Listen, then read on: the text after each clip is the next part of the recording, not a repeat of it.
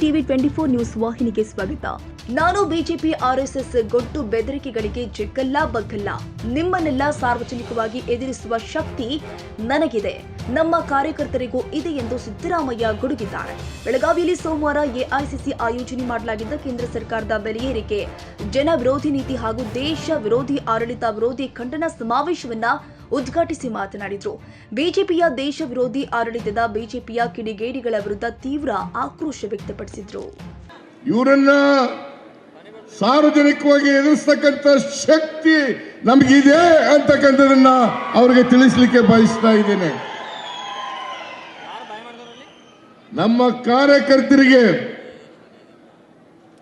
ನಾವು RSS ನವರನ್ನ BJP ಅವರನ್ನ ನೋಡ್ಕೊಳ್ಳಿ ಅಂತ ಹೇಳಿದ್ರು ಸಾಕು, ಅವರು ಬಾಲ ಬಿಚ್ಚಲಿಕ್ಕೆ ಸಾಧ್ಯ ಇಲ್ಲ.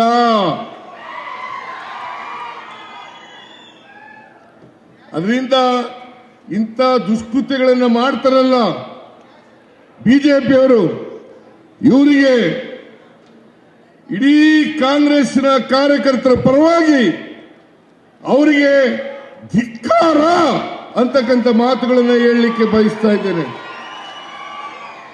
ನಾಚಿಕೆ ಆಗಲ್ಲ ನಿಮಗೆ? ಬೆಲೆ ಏರಿಕೆ ಇವತ್ತು ಕಾರಣಕರ್ತರು ಯಾರು?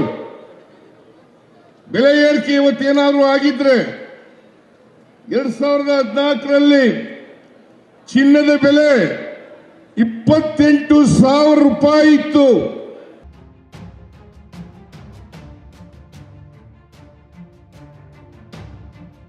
ಕನ್ನಡಿಗರ ಮೆಚ್ಚಿನ ನಿಮ್ಮ ಟಿವಿ 24 ಕನ್ನಡ ನ್ಯೂಸ್ ವಾಹಿನಿ ಇದೀಗ ಟಿವಿಯಲ್ಲಿ ಲಭ್ಯ.